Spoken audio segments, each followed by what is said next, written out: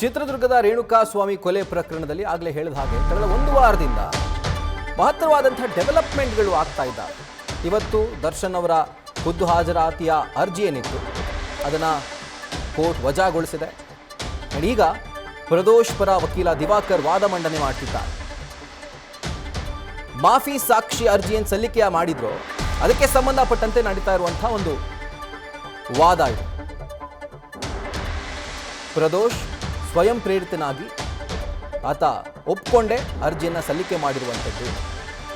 ಮಾಫಿ ಸಾಕ್ಷಿ ಹೇಳಿಕೆ ದಾಖಲಾದ ನಂತರ ಕ್ರಾಸ್ ಎಕ್ಸಾಮಿನೇಷನ್ ಮಾಡಬಹುದು.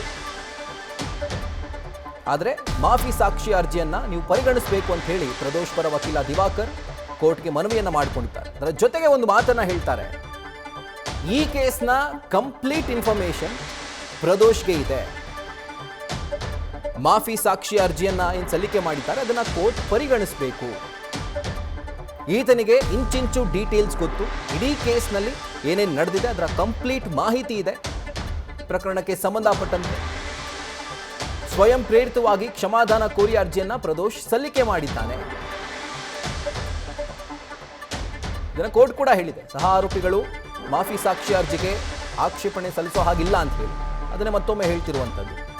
ಇದಾದ ನಂತರ ಮಾಫಿ ಸಾಕ್ಷಿ ಹೇಳಿಕೆಯನ್ನ ಪಡೆದ ನಂತರ ಬೇಕಿದ್ರೆ ಕ್ರಾಸ್ ಎಕ್ಸಾಮಿನೇಷನ್ ಮಾಡಬಹುದು.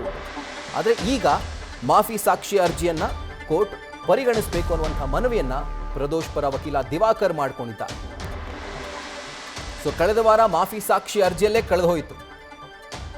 ಆ ಎಂಟೈರ್ ಕೋರ್ಟ್ನ ಒಂದು ಹಿಯರಿಂಗ್ಗಳೇನಿತ್ತು ಅದೆಲ್ಲವೂ ಕೂಡ ಮಾಫಿ ಸಾಕ್ಷಿ ಅರ್ಜಿಗೆ ಸಂಬಂಧಪಟ್ಟಂತೆಯೇ ನಡೆದಿತ್ತು. ಪ್ರದೋಷ್ ಅವರು ಸಲ್ಲಿಕೆ ಮಾಡ್ತಾರೆ ಅರ್ಜಿಯನ್ನ, ಪ್ರಾಸಿಕ್ಯೂಷನ್ ಒಪ್ಕೊಂಡು ಮೆಮೊ ಕೂಡ ಸಬ್ಮಿಟ್ ಮಾಡುತ್ತೆ. ಆದರೆ ಆ ಸಮಯಕ್ಕೆ ಸಹ ಆರೋಪಿಗಳ ಪರ ವಕೀಲರು ಇದಕ್ಕೆ ಚಕಾರ ಎತ್ತುತ್ತಾರೆ, ಆಕ್ಷೇಪಣೆ ಸಲ್ಲಿಸ್ತಾರೆ.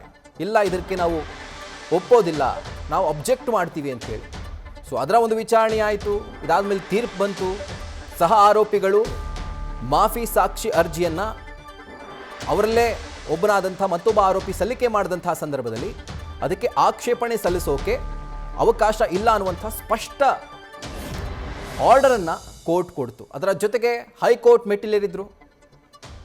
ಒಂದೇ ಹಿಯರಿಂಗೇನೆ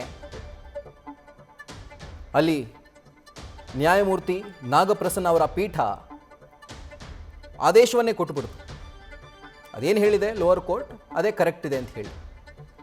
ಸೊ ಈಗ ಮಾಫಿ ಸಾಕ್ಷಿ ಅರ್ಜಿಯನ್ನು ಏನು ಸಲ್ಲಿಕೆ ಮಾಡಿದ್ದಾರೆ ಇದಕ್ಕೆ ಸಂಬಂಧಪಟ್ಟಂತೆ ಅವರ ಸ್ಟೇಟ್ಮೆಂಟನ್ನು ಕೊಡಬೇಕಾಗುತ್ತೆ. ಸೊ ಒಂದು ವಾರಗಳ ಕಾಲ ಅವಕಾಶವನ್ನು ನೀಡಲಾಗಿತ್ತು. ಸೊ ಆ ಒಂದು ಸ್ಟೇಟ್ಮೆಂಟನ್ನು ಕೊಟ್ಟ ನಂತರ ಆ ಸ್ಟೇಟ್ಮೆಂಟ್ ರೆಕಾರ್ಡ್ ಆಗುತ್ತೆ.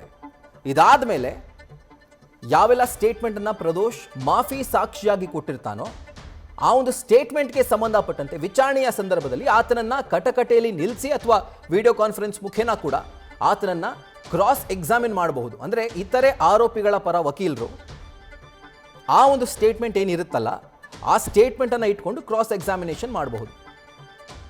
ಸೊ ಅದನ್ನೇ ಇವತ್ತು ಪ್ರದೋಷ್ ಪರ ವಕೀಲ ದಿವಾಕರ್ ಕೂಡ ಹೇಳಿರುವಂಥದ್ದು. ಬೇಕಿದ್ರೆ ಕ್ರಾಸ್ ಎಕ್ಸಾಮಿನೇಷನ್ ಮಾಡಿಕೊಳ್ಳಿ, ಆದರೆ ಈತನ ಅರ್ಜಿ ಏನು ಸಲ್ಲಿಕೆ ಆಗಿದೆ ಆ ಅರ್ಜಿಯನ್ನು ಕೋರ್ಟ್ ಪರಿಗಣಿಸಬೇಕು, ಅದಕ್ಕೆ ಪುರಸ್ಕರಿಸಬೇಕು. ಮಾಫಿ ಸಾಕ್ಷಿಯಾಗಿ ಪ್ರದೋಷ್ನನ್ನು ಈ ಒಂದು ಕೇಸ್ನಲ್ಲಿ ಕನ್ಸಿಡರ್ ಮಾಡಿಕೊಳ್ಬೇಕು ಅನ್ನುವಂಥ ಒಂದು ಮನವಿಯನ್ನು ಮಾಡಿಕೊಂಡಿದ್ದಾರೆ. ಸೊ ಈಗ ಪ್ರಸ್ತುತವಾಗಿ ಹೇಳೋ ಹಾಗಿದ್ರೆ ಪ್ರದೋಷ್ ಈ ಕೇಸ್ನ ಆರೋಪಿ, ಅಕ್ಯೂಸ್ಡ್. ಆದರೆ ಆತ ಆಗ ಬಯಸಿರುವಂಥದ್ದು ಮಾಫಿ ಸಾಕ್ಷಿ. ಅಕ್ಯೂಸ್ನ ಬದಲಾಗಿ ಮಾಫಿ ಸಾಕ್ಷಿಯಾಗಿ ಈ ಒಂದು ಕೇಸ್ನಲ್ಲಿ ಏನೆಲ್ಲ ಆಯಿತೋ ಅದನ್ನು ಕಂಪ್ಲೀಟ್ ಆಗಿ ನಾನು ಇನ್ ಡೀಟೇಲ್ ವಿವರಿಸ್ತೀನಿ. ನನ್ನ ಪಾತ್ರ ಯಾವ ರೀತಿಯಾಗಿತ್ತು, ಇತರರ ಪಾತ್ರ ಯಾವ ರೀತಿಯಾಗಿತ್ತು ಈ ಒಂದು ಕೊಲೆ ಪ್ರಕರಣದಲ್ಲಿ, ಅದೆಲ್ಲವನ್ನು ಕೂಡ ಹೇಳ್ತೀನಿ ಅಂತ. ಆದರೆ ಕೊನೆಯದಾಗಿ ಅದು ಕೋರ್ಟ್ನ ವಿವೇಚನೆಗೆ ಬಿಟ್ಟಿದ್ದು, ಈತನನ್ನು ಮಾಫಿ ಸಾಕ್ಷಿಯಾಗಿ ಒಪ್ಕೊಳ್ಬೇಕಾ ಇಲ್ವಾ ಅನ್ನುವಂಥದ್ದು. ಅದು ಅಲ್ಟಿಮೇಟ್ ಡಿಸಿಷನ್ ಆಗುವಂಥದ್ದೇ ಕೋರ್ಟ್ನಲ್ಲಿ, ಕೋರ್ಟೇ ಕೊಡುವಂಥ ಒಂದು ಆರ್ಡರ್ ಅದು. ಆಗ ಗೊತ್ತಾಗುತ್ತೆ ಈ ಒಂದು ಪ್ರಕರಣದಲ್ಲಿ ಮಾಫಿ ಸಾಕ್ಷಿಯಾಗಿ ಪ್ರದೋಷ್ ಕನ್ಸಿಡರ್ ಆಗಿದ್ದಾನ ಇಲ್ವಾ ಅನ್ನುವಂಥದ್ದು. ನ್ಯೂಸ್ ಫಸ್ಟ್ ನಿರ್ಭೀತಿಯಿಂದ ನಿಮ್ಮ ಪರವಾಗಿ.